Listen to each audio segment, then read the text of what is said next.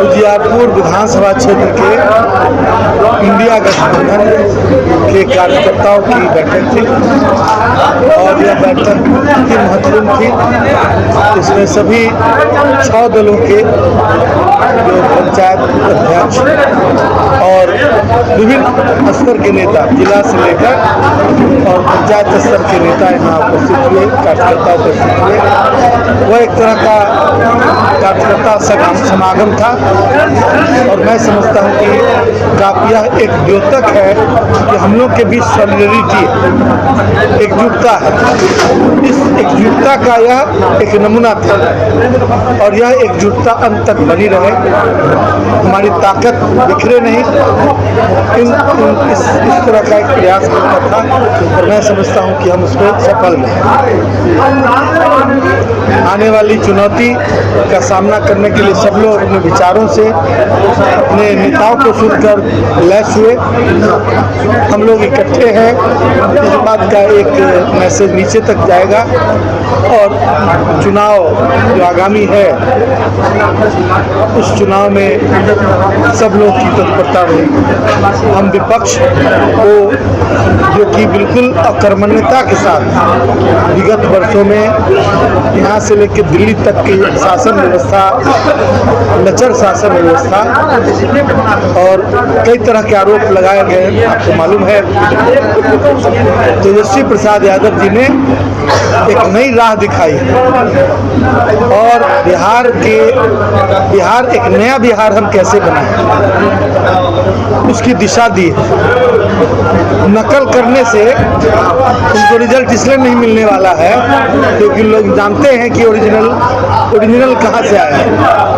Original Tejashwi Prasad Yadav की सोच थी, जहाँ से आया है और उसी ओरिजिनल चीज़ को जनता चाहती है। बिहार में इंडिया गठबंधन की सरकार बनेगी और तेजस्वी प्रसाद यादव जी के नेतृत्व में इंडिया गठबंधन के सभी दलों का भी विश्वास है और जनता का भी पूरा विश्वास है।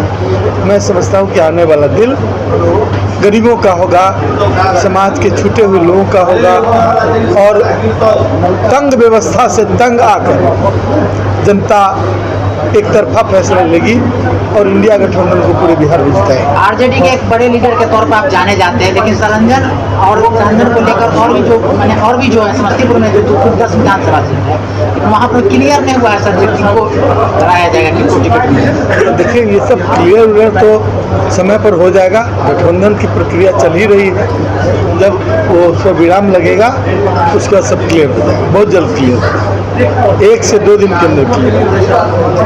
सुने कांग्रेस भी अलग हो रही महागठबंधन से, क्या ऐसी अफवाहों पर मैं कोई टिप्पणी नहीं करना चाहता।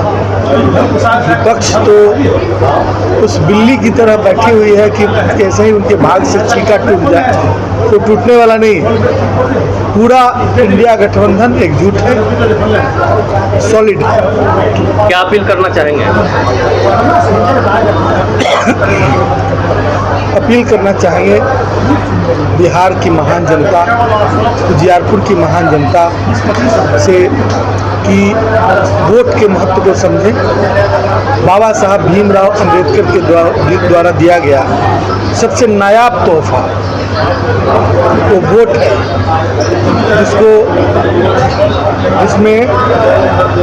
एक ज़माने में लड़ाई होती थी तो भाला, फरसा, लाठी, तलवार लेके लोग जाते थे, इकट्ठा करते थे।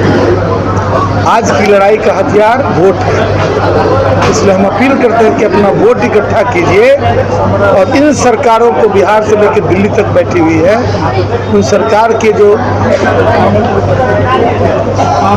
नापाक इरादे हैं उसको समझिए और इनको कुर्सी से हटाइए, सत्ता बदलिए। ये सबसे महत्वपूर्ण है और वो इसलिए मैं कह रहा हूँ कि बिहार में जब सत्ता बदलेगी तो फिर केंद्र भी बदल जाएगा, ये दिख रहा है। देखा जा रहा है कि पहली बार किसी प्रत्याशी के नॉमिनेशन में मुख्यमंत्री जी खुद आ रहे हैं समस्तीपुर। आज से पहले किसी प्रत्याशी के नॉमिनेशन में नहीं गए। मैं नहीं जानता कि 16 तारीख को सराय रंजन हाँ, मैं नहीं जानता कि मुख्यमंत्री जी अपना स्वतंत्र निर्णय लेते हैं कि कुछ लोगों के प्रभाव में लेते हैं, इसलिए मैं इस पर कोई टिप्पणी नहीं कर सकता। मैं उनके मंत्रिमंडल में मंत्री रहा हूँ, ठीक है ना? तो मैं जानता हूँ उनको, तो लेकिन इधर के दिनों में उनके स्वास्थ्य को लेकर काफ़ी चिंता हम लोग को भी रहती है।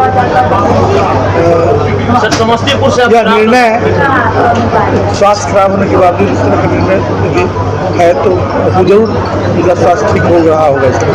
सर समस्तीपुर से आप विशेष ताल्लुकात रखते हैं, यहाँ से लगातार चुनाव लड़ते हैं, ऐसे में 10 सीट है, क्या स्थिति रहेगी?